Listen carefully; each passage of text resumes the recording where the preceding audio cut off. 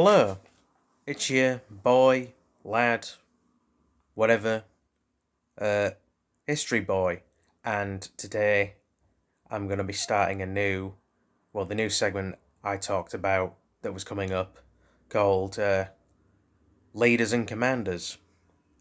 And this first episode of this, I guess, if this is a word, sub series or subcategory or whatever, is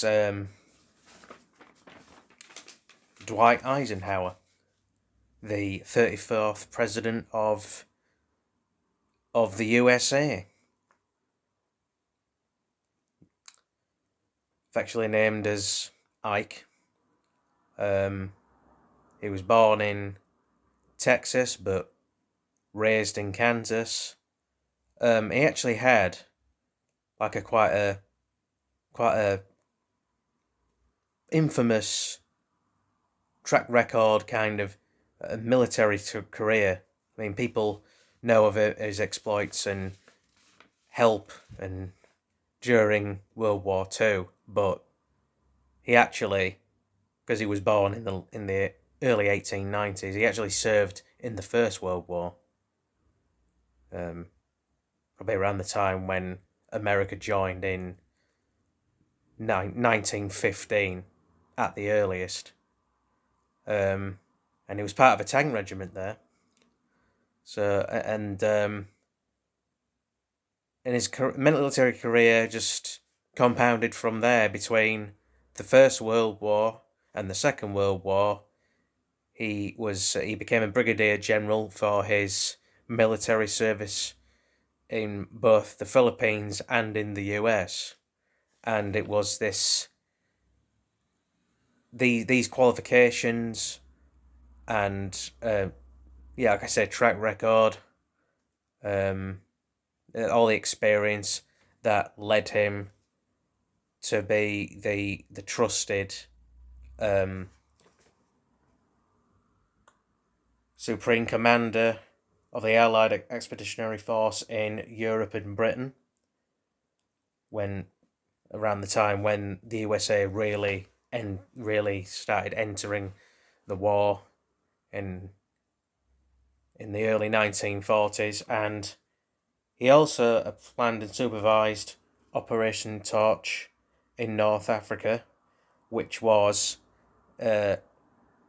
Allied forces versus Axis forces. Specifically, the Allied forces were British and American troops in North Africa, in Algeria and Morocco, versus the presence of Nazi Germany, Fascist Italy, and Vichy France.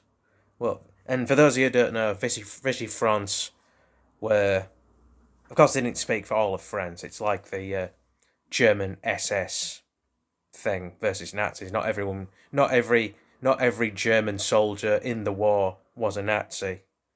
The SS were just standard soldiers who were just there.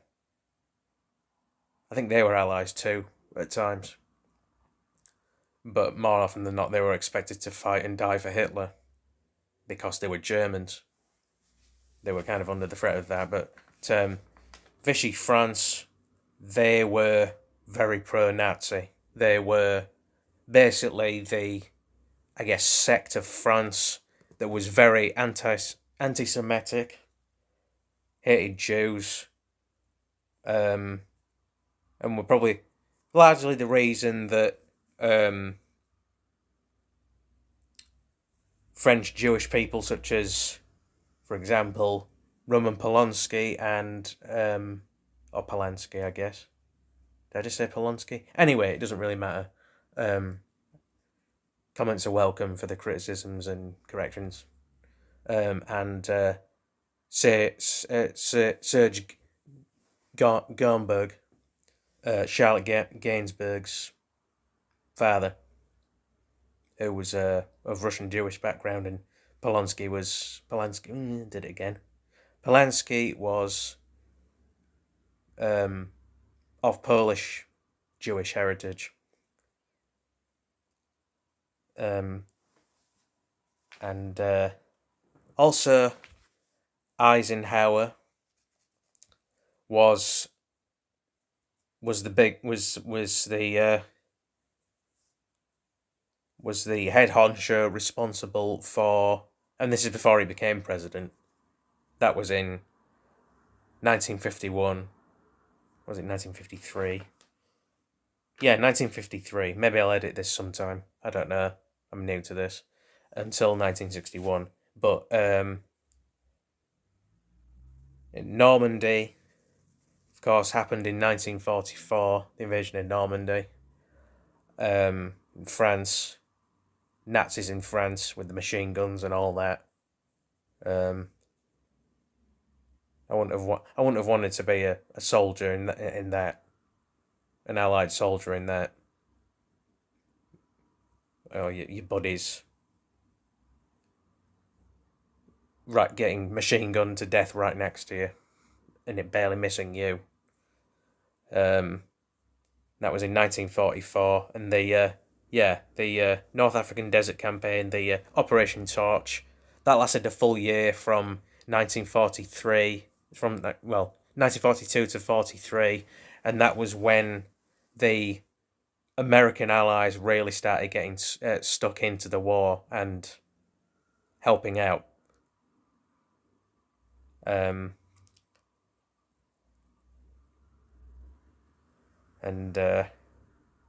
after the war, Eisenhower, became president.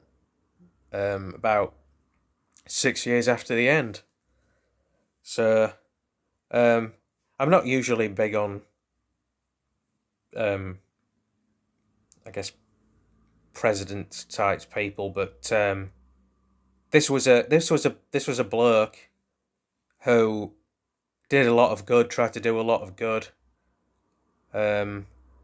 So I think he deserves a mention on this channel. Another one I could mention, and I'll probably do it at some point, is and speaking of desert campaigns, Erwin Rommel, who was a German commander in the war, who was he was also one of those unfortunate types that he was an SS soldier who was also just he had the right ideas, but then Hitler and his ilk, because he was a German and it was apparently his duty to be a true German by following the new Nazi parties, kind of paving the way for their new world, was expected to follow in that, and he refused,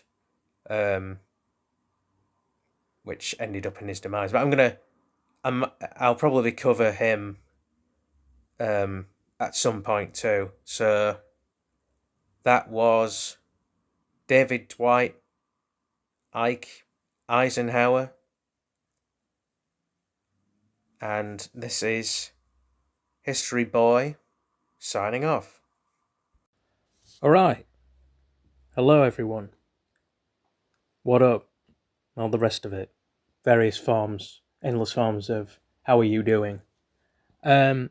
So yeah, this has been it's been a while since I've done History Boys, Leaders, and Commanders.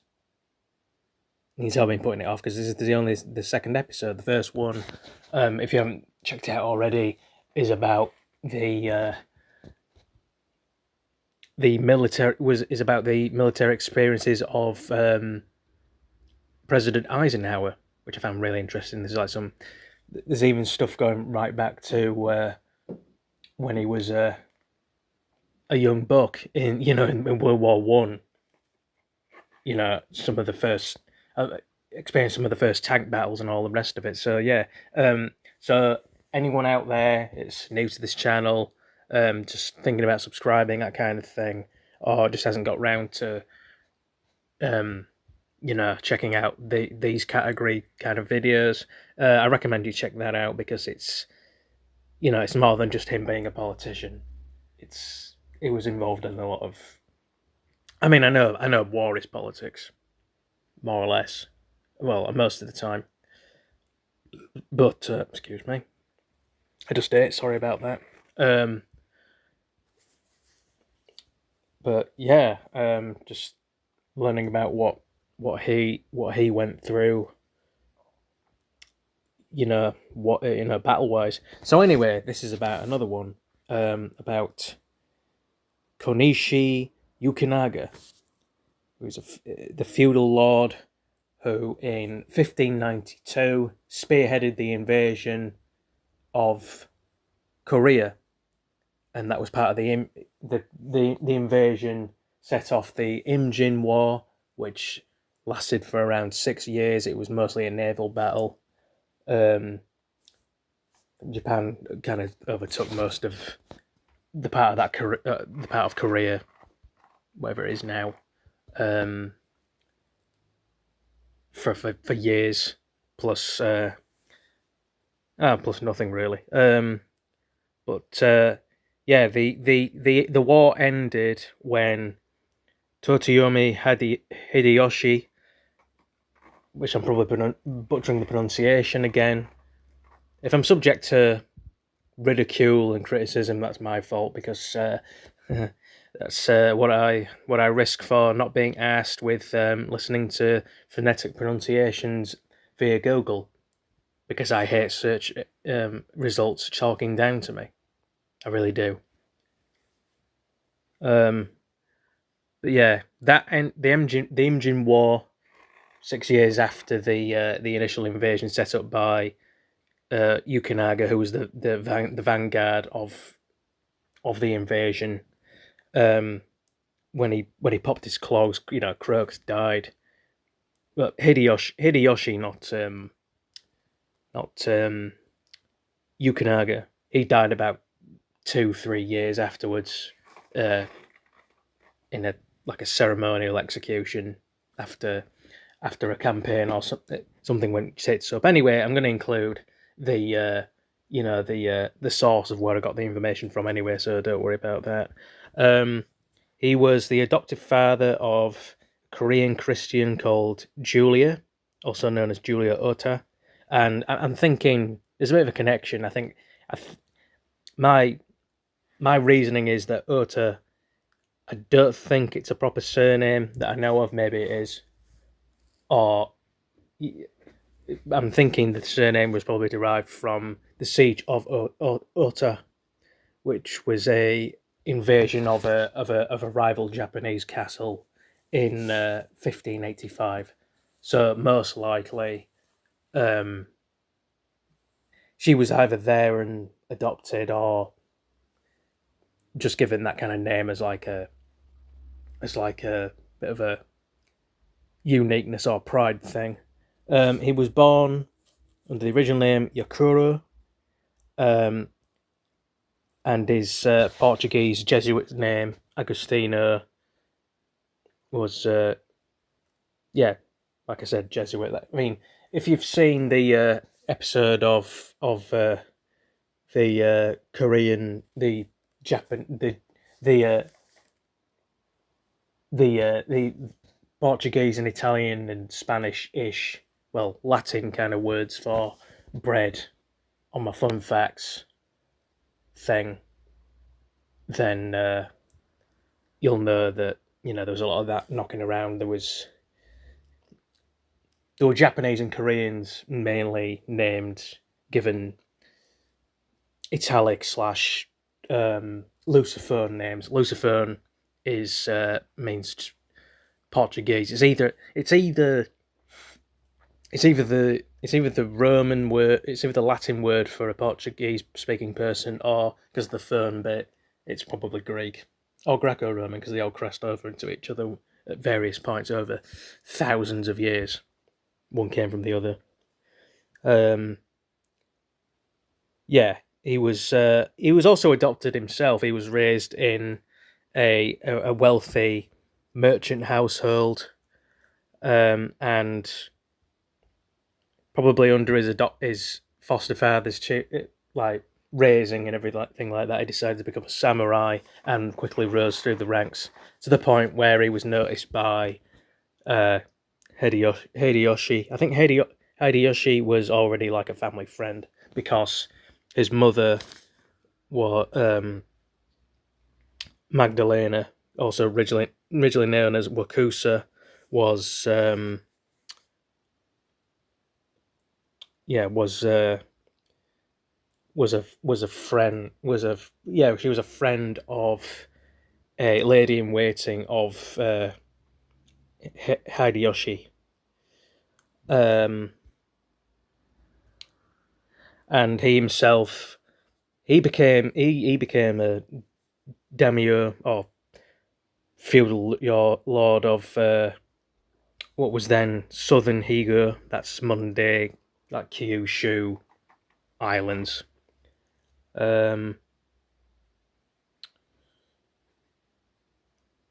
yeah, not really much else to say that you can't really look into yourselves, but yeah, I just enjoyed talking about him, and I think it was about time to do another episode of, you know, History Boys leaders and commanders. So usual bunkum spiel, whatever. I like using the word bunkum. I'm aware it's old fashioned, but sometimes some words just sound satisfying.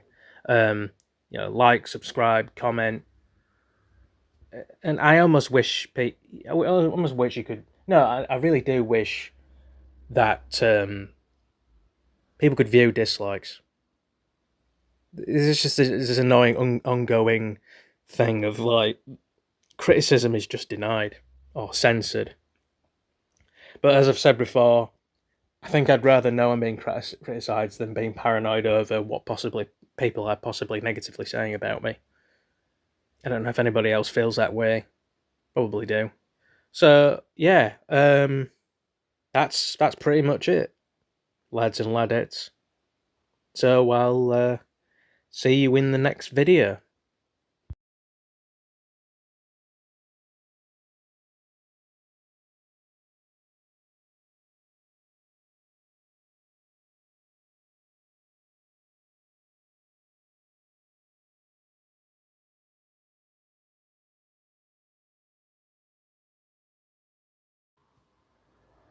All right, here's History Boy with another historical figure, all in the same night, and this one is going to be, and this is a playlist I haven't done in sort of a while-ish, if that's a word. But to quote Peter Griffin, English is a very fluid language. So yeah, this is the third episode of Leaders and Commanders, and I'm going to be talking about uh, an Anglo-Saxon warrior of great mystery called Raedwald, and you don't really know him. Then people who know, those of you who know about the, I've read about the Sutton Hoo thing, with the ship in southern England, shipwreck in southern England, and the you know with the helmet, with the mustache that looks quite for lack of better words, badass. Cooler looking than their not more northern tribal cousins slash rivals, the Vikings. Actually, I like that helmet, the angle and so on kind of helmet more.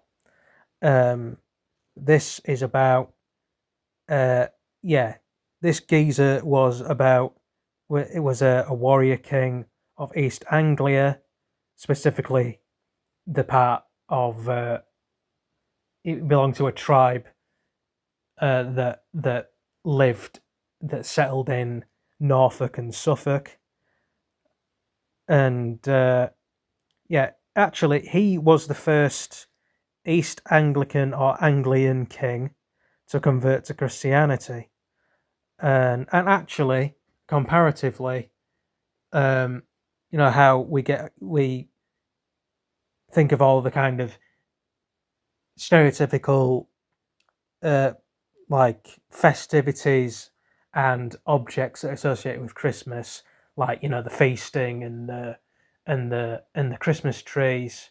Well, some of you may know that Prince Albert, who was from Germany, popularized the whole having families having Christmas trees in their households. Well, that comes from like an old like Nordic, Germanic tradition of when people from Germany and future Scandinavia were from like the woodlands with the pine trees and stuff like stuff like that, where it was more common, and they'd chop them down.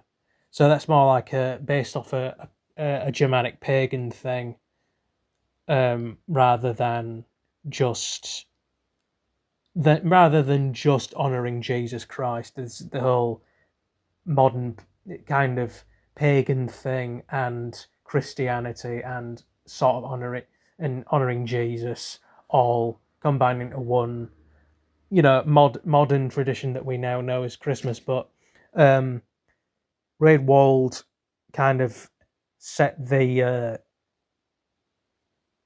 beyond Germany and Denmark, the kind of um, the the the makings of the of the of the of today's um, Christmas household traditions a good 1,200 years before Albert popularized the Christmas tree thing and the merriment type stuff and all the caroling and what have you, which I thought was interesting. So I put that, that little factoid there. Um, yeah, it was thought to have died in the year AD 624. Said to have been in charge, being the big cheese since 599 AD. But the thing is with the Sutton Hoo thing, that's still sort of a mystery, the shipwreck stuff, because I was reading a bit back and off and on now, where the archaeologists and historians reckon that that they were because Raedwald was supposedly the captain of the ship, but yeah, I think there was some treasure that was found that some Anglo-Saxon mercenaries brought back from what is now Syria. It was thought that this group were trading with Byzantines, and were possibly mercenaries for them, and probably couriers actually, given the fact that they were going probably back and forth from England and the Middle East. But I think they carbon dated that as that happening in the year 575 AD. So either Raedwald was around for earlier and or for a lot longer than people thought it was, or it was some relative or predecessor of his, or someone who just happened to be from a similar class of peoples. So that's still a bit of a mystery. His name means power in consul in Old English, and he was the grandson of the legendary East Anglican king, who I forget the name of. That's embarrassing. Why didn't I write that down? But I'll put that. I'll put it in the. You know what? It doesn't really matter now, because I can always put it in the and I will always put it in the description and the reference source thing. But basically, his grandfather um, was an early East Anglican king, probably one of the first known ones. It came from Jutland, which is, I mean, Jutland's still around now. So those of you from Denmark and Germany, and somewhere in the North Sea kind of area, Baltic, maybe Baltics as well, will know that it's a region that goes from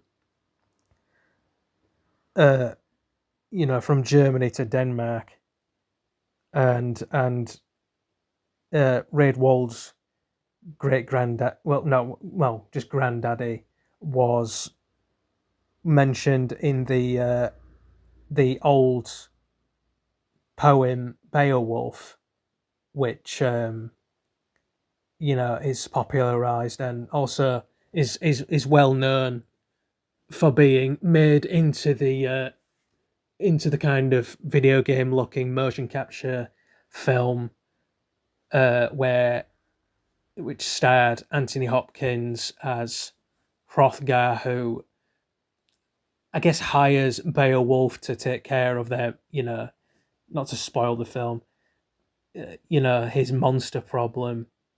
And there's, you know, good old Ray Winstone as Beowulf.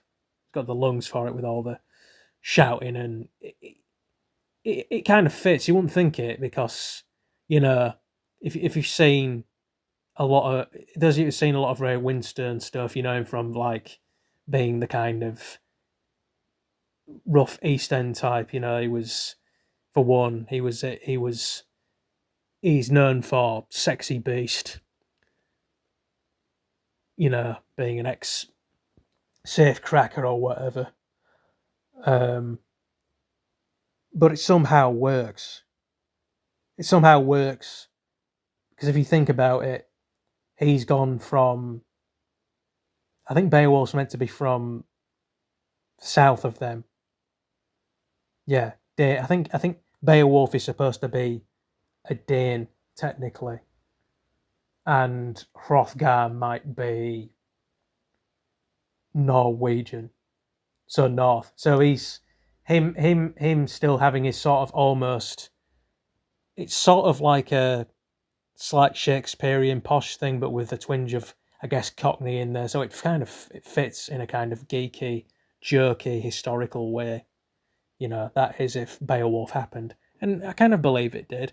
I think, I think a lot of it did happen to some degree. Like, you could use that analogy for the Trojan Wars, for example.